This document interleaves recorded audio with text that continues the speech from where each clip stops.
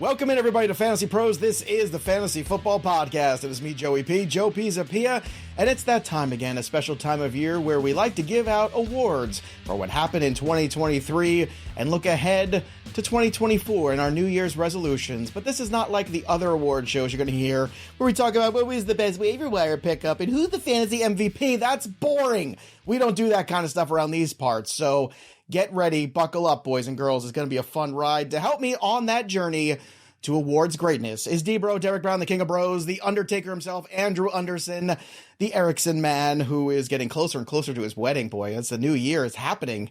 It's happening, Erickson. I hope you're getting ready for this. All right, so we have got a lot of things to get through today, and of course, we want to remind everybody we've already got amazing content going on for Week 18 and the offseason over at FantasyPros.com, so make sure you check that out. The Dynasty Podcast is back here on the channel, too. That's very exciting, and before you know it, we're going to be at Senior Bowl. We're going to have coverage there, NFL Draft, so many good things. So make sure you subscribe to the YouTube channel, ring the bell till it goes ding, so you know every time a piece of content drops, and drop comments below, too. Give out your own awards, damn it, because it's fun, so we love to hear from you. All right, boys, let's get to the first award of the 2023 season, as it's 2024 and we are looking back.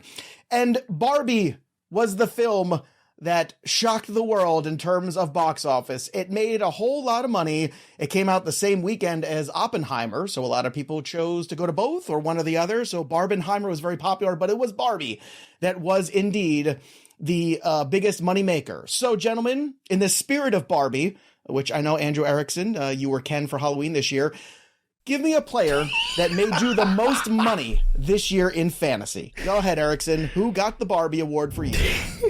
For me, it was Rachaad White, running back for the Tampa Bay Buccaneers. He was a running back that you could draft as your RB2 in the 7th, 8th round, and people pointed to his efficiency metrics being bad, and I was looking at, well, the workload. And what do you know? He finished second in the NFL in touches, over 300 touches. And I know it started out kind of rocky with him, but finished as the RB5 overall. He was top 10 in points per game. So especially down the stretch where he started to improve, used as a receiver out of the backfield, the Buccaneers offense overall was a offense that a lot of people avoided. Rachaad White was one of the pieces that I embraced, and I made money because of it. All right, so Rachaad White gets the award for Erickson. D-Bro, where are you going for your Barbie world? It's a Barbie world, actually, by the way. And, you know, you're a Barbie girl, last time I checked. So who gets the Barbie award for you, Derek Brown? My Ken doll, my guy, Sammy Ballgame, baby. I mean, it has to be him, man. Everybody drafted him at the end of drafts. If you took the swing, if you drafted him in the first week or after the first week and you didn't get him in draft season, dude, he was the 14th most roster player on fantasy championship teams this year. He was the tight end 1 in total points. Okay, and for all of us points per game snobs, tight end 3, baby. Like, he was amazing, regardless of whatever metric you looked at, and he's going to be even better next year. So, I mean, look, you listened to us all draft season, you drafted Sam Laporta, you're welcome.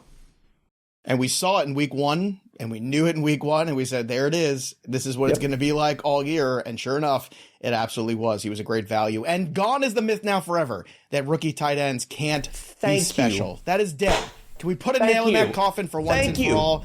All right, before we go to our next award, as always with every good award show that's filled with commercials, and we've got one for you, because it's the national championship in college football. It's right here. It's here for us right now, and not to mention all the great NFL playoffs coming, but it's a great time to make sure you're a part of that epic showdown over at DraftKings Sportsbook, and you can get a shot at some big bucks because new customers can score $150 instantly in bonus bets for betting $5 on the championship game. So make sure you're using Betting Pros in the app. Check out Thor's review over on the Betting Pros channel, along with Scott Bogman of all of the college football championship props and game lines, and make sure you also download the DraftKings Sportsbook app now and use that promo code FantasyPros because new customers can score $150 instantly in bonus bets for betting just $5 on college football. That's it. Only on DraftKings Sportsbook with the promo code FantasyPros, not Fantasy Pros. That's when you call up somebody you haven't seen in a long time. Fantasy Pros, that's what you use because the crown is yours. And clearly,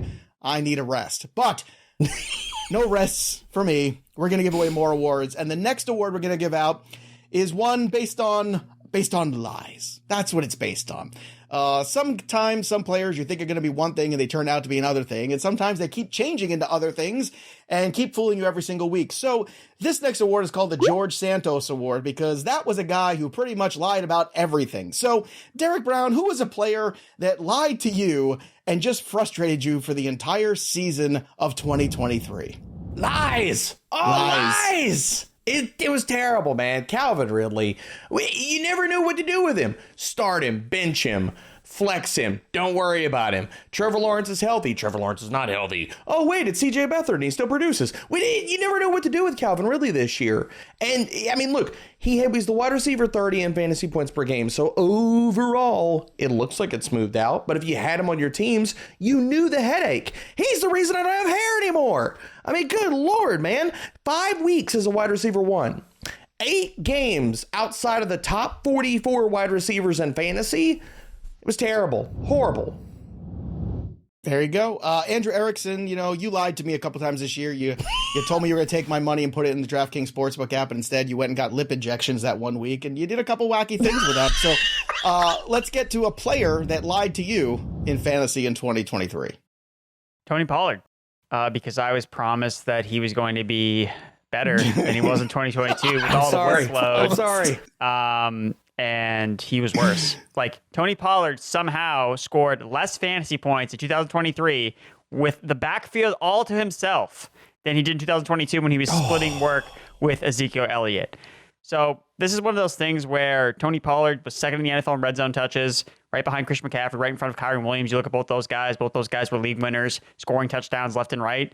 And Tony Pollard scored 5 touchdowns this year, 4 inside the red zone. So he's one of these players where everything was there for him for the taking. And yet you start him every single week and you look up and you got nothing. You got nothing from Tony Pollard basically every single week. Week 1, we were feeling great. He scored 2 touchdowns. He scored 3 the rest of the way. So that's always the worst when it works out week 1 and then it doesn't. It was like last year's AJ season Dillon everywhere. Remember AJ tweeting all kinds of Pollard one? stuff. It was so good. Beautiful for 1 week. It was so difficult. Jokes aside, though, George Santos was always famous for wearing that sweater vest under the blazer. Erickson, don't you think that's a good look that Debro can pull off, right? The shirt, the tie, the sweater, then the blazer over it. I think Derek could pull that one off. What do you think? I do. And then you have that glass of bourbon that he's sipping on while he's looking very, very dapper. I think it could look good.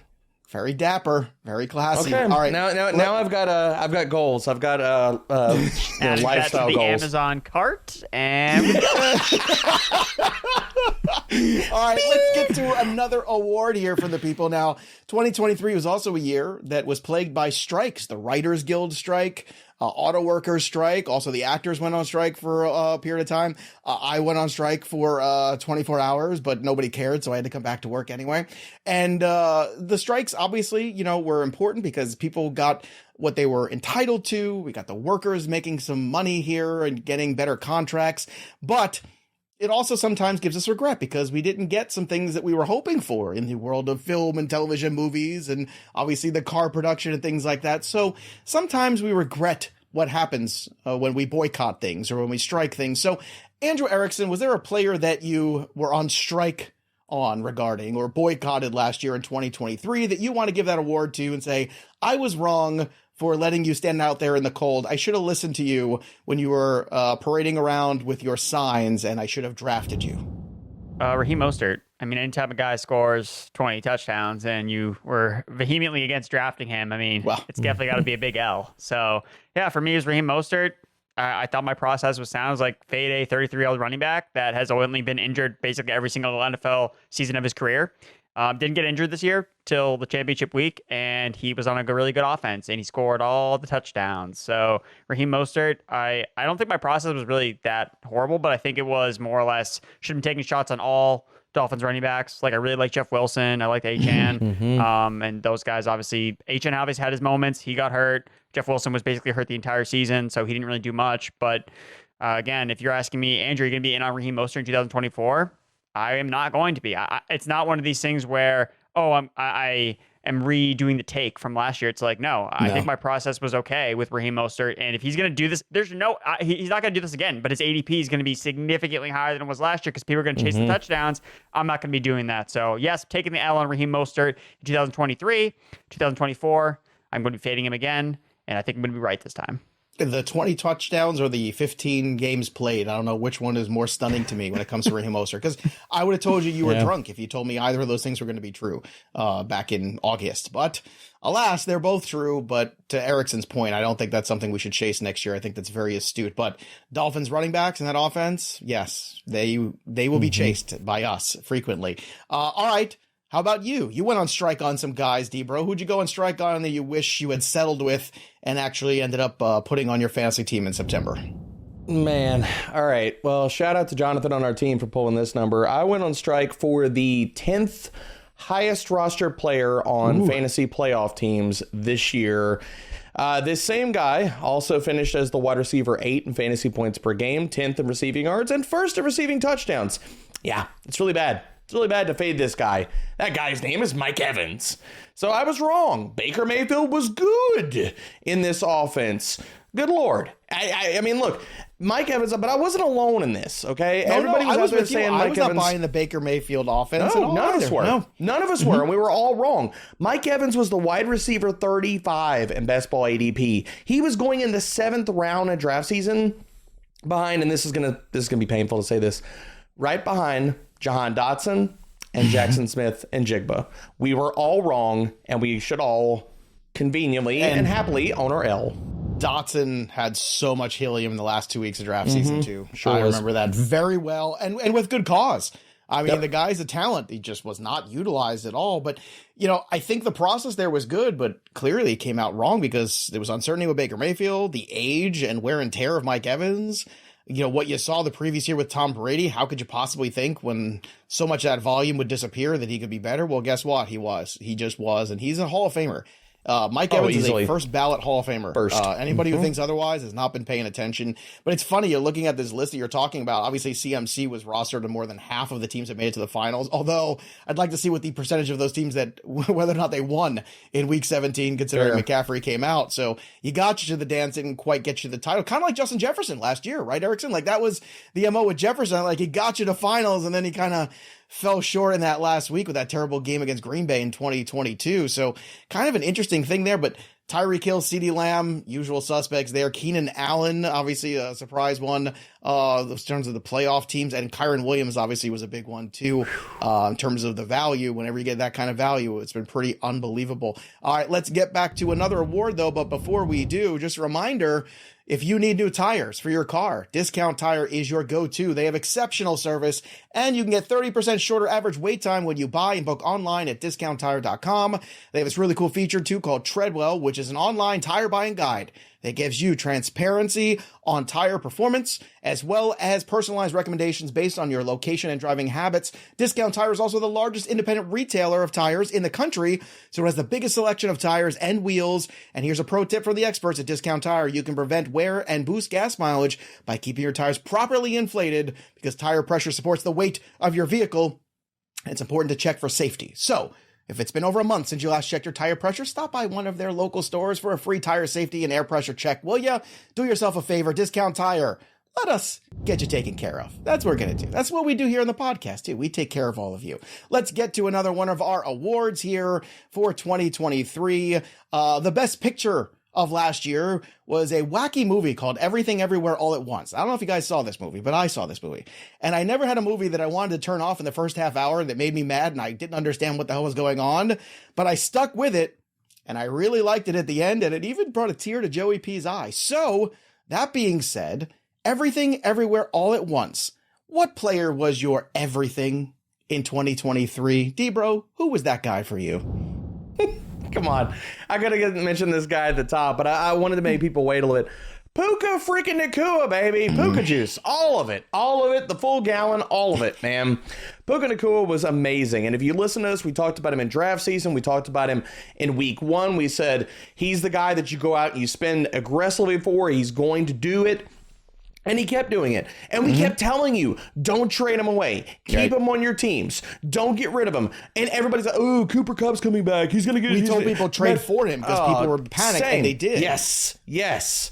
And Now Puka Nacua, walking into Week 18, stands at the precipice of breaking single-season records. Not only was the wide receiver 7 in fantasy points per game this year amazing, he is 33 receiving yards away from breaking the single-season receiving yardage record for rookies. Amazing. He also needs 4 catches to break Jalen Waddle's single-season reception record. Puka, get it done, baby. You deserve it. All the accolades.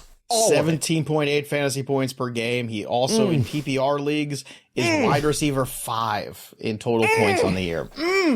Feels good. Erickson, Puka was the everything for Derek Brown, which, by the way, Puka Juice seems like yesterday, and it was 18 weeks ago, but it literally feels like we did that show yesterday.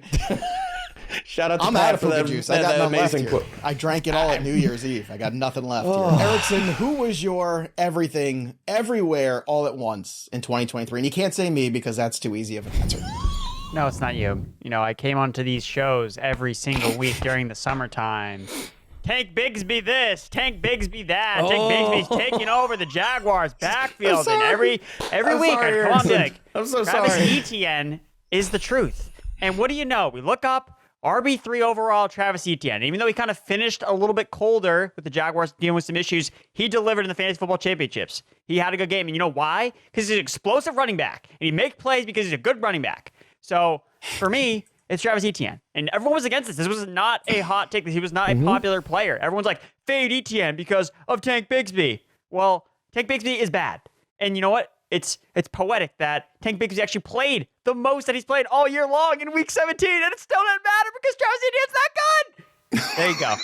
Oh my God. Take your lap, baby. You deserve it. I mean, I gave you so much crap the entire draft season. Take the lap, Erickson. So, I mean, seriously, man, he was one of those guys where if you had Etienne, literally at the beginning of the season, you were crushing people. He was getting a touchdown, 2 touchdowns per game, and then he brought it home for fantasy championships when it mattered most. Enjoy it, man. I mean, stretch, enjoy the lap. You deserve it. RB2 in PPR leagues finishing the season, Travis Etienne. Good Lord. There was a lot of Tank Bigsby discussion, a lot. Was. I want to do this. I want to sit the 3 of us and watch one of our mock draft shows together.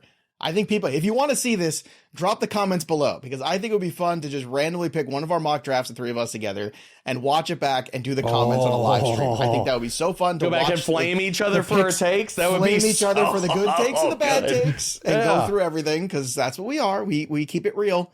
We're the kings of keeping it real here on the show. I still got my crown because I am the king of keeping it real, but it's caught up right now in a wire. Can I still get it? Yeah, I can. I can, because I'm the king. I've still got it. All right. The last award, which is probably a good thing that I wear this hat for, there's only one king, and that's Joey P. But there's also only one queen.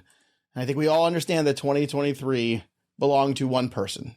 It belonged to Taylor Swift. Now, before you turn off the podcast, don't do it, everybody. Relax. Take a deep breath. Okay? Now, the one thing about Swifties is they are a bit of a cult. I know this because I probably am one of them, but my daughters, 13 and 11, are absolutely in a cult of Taylor Swift.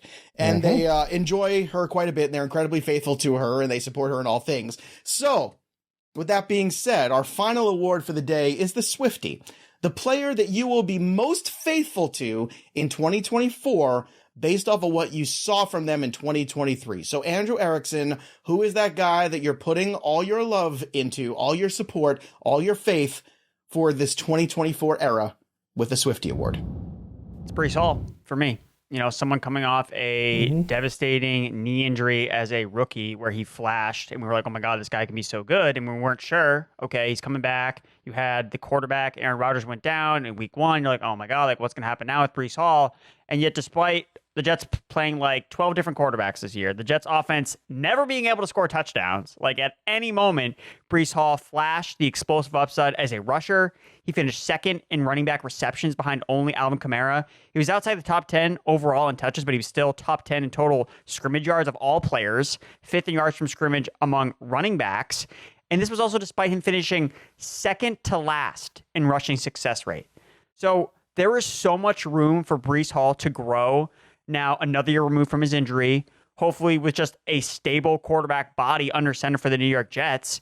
And because it didn't all quite come together last year, I think that he's actually going to be somewhat attainable, even if he's a back at the end, a first round pick. I don't think he's going to be a top 5 pick. There's other guys that are going to be going above him. And I'm going to be all over Breece Hall if he ends up being end of round 1, top of round 2 draft selection with everything pointing upwards for him in year 3.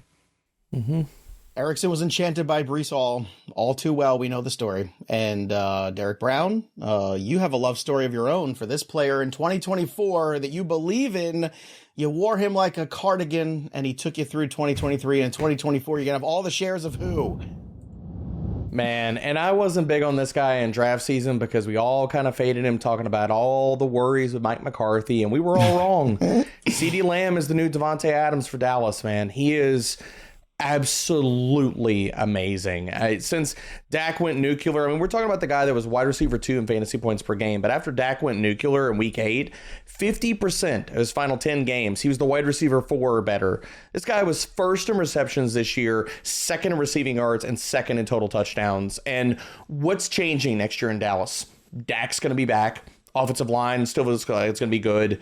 Nobody else is going to threaten him for target share. He's going to be an unquestioned every week alpha. CeeDee Lamb, look, man, he should be a first round pick. Like First probably round? How what? about top 5? I mean, I was fixing to say top 5. I mean, you can outside fix of whatever like you want. top I mean, 3 at this wide point, receivers. How do you not? I mean, look, going into next year, right? Okay, you got Tyreek Hill, you got Justin Jefferson, you got Jamar Chase, you got CeeDee Lamb. You want to put Amon-Ra in that conversation? Okay. But despite the fact that, Tyreek Hill had the year he's had, CeeDee Lamb has more fantasy points at the end of the day. Yep. This year, right now, as we stand And he's here. younger. And he's younger. I mean, I'm not going to say a better quarterback, but I mean, can we say Maybe more in terms of reliable. production, a more stable quarterback? Because Yeah, I we've think seen how maybe more sensitive reliable. that 2 is to matchups.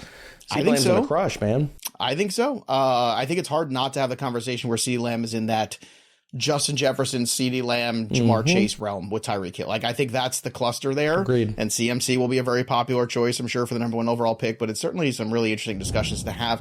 Now it's time to get serious here a little bit and look ahead to 2024 about our New Year's resolutions. And before the boys go, I have one. My resolution is to teach Derek Brown how to say the word nuclear, because there's an extra U in there that he always says. And all year I've heard him say it. And I let him say it because it was 2023 and I was tired because I'm doing 5,000 shows. But in 2024 now, I've had the time to breathe and think about it. So Derek Brown, it's nuclear, not nuclear. There's no extra U in there. That's my 2024 New Year's resolution. I appreciate that. But I'm going to hold you to task. That's on me, though. That's on me. So I'm that's my surprised I haven't resolution. got messages weekly from John about this. I mean, I get everything how I screw up player names and everything else. After I mean, the Ravon A-Chain debacle of 2023. Alvin Kamara, okay? Biggest one. John got tired of typing the name and the pronunciation to me. That being said, I'll give you some time to recoup from that and let you drink that in. Erickson, why don't you go first here? What's your New Year's resolution for 2024 in fantasy? Every player has a price.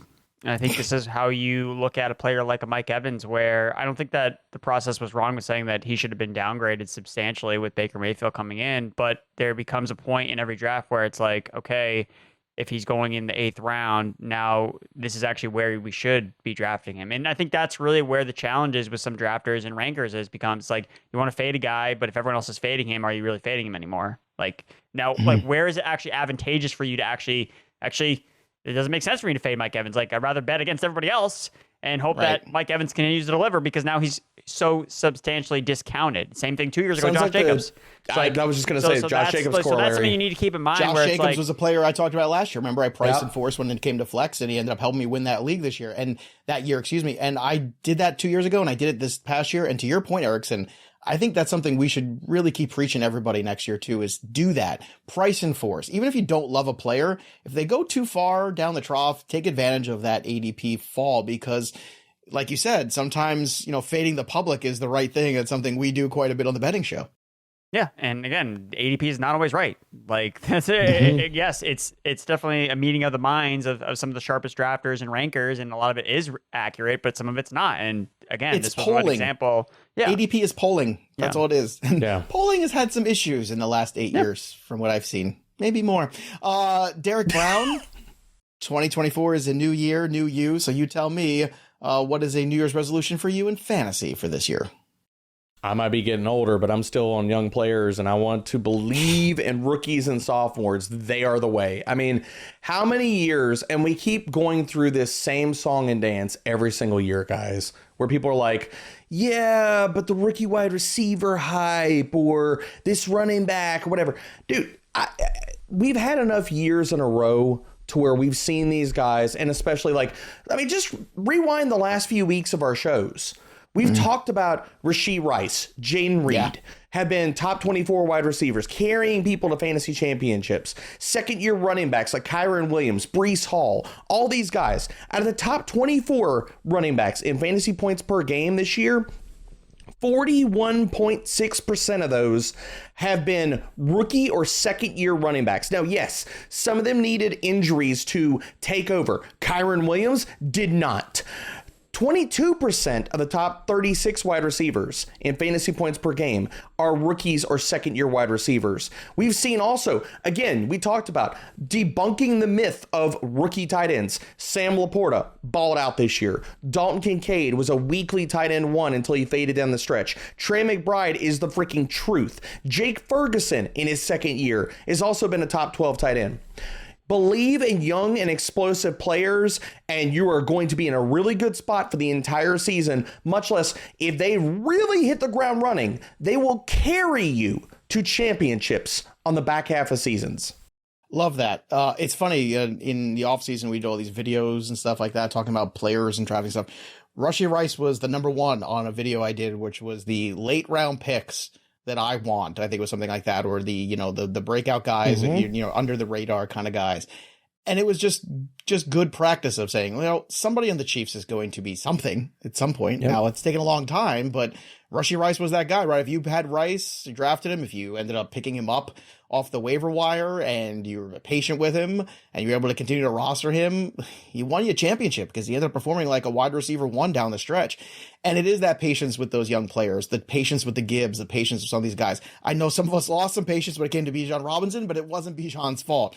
But to your point, Derek, it's if you're going to believe in these guys, I mean, even going back a couple of years ago to Amon-Ra St. Brown, a player that we loved and I was going crazy about, and then the first 6 weeks was nothing, and the last 8 weeks were fantasy gold mine. So patience is very important with these young players, especially if you think that, they draft capital was there for a reason for these teams. So therefore you should put your draft capital and your patience behind it as well. But this was a fun award show, a little bit shorter than the Oscars and the Grammys, just by a tad, but we hope you enjoyed it. And again, we want to hear from you.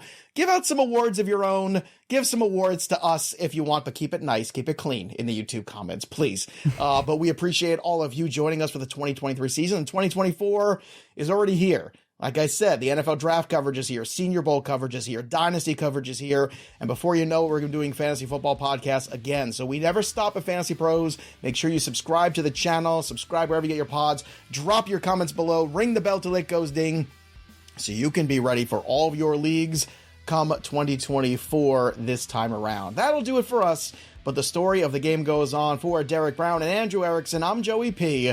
We'll see you next time, kids.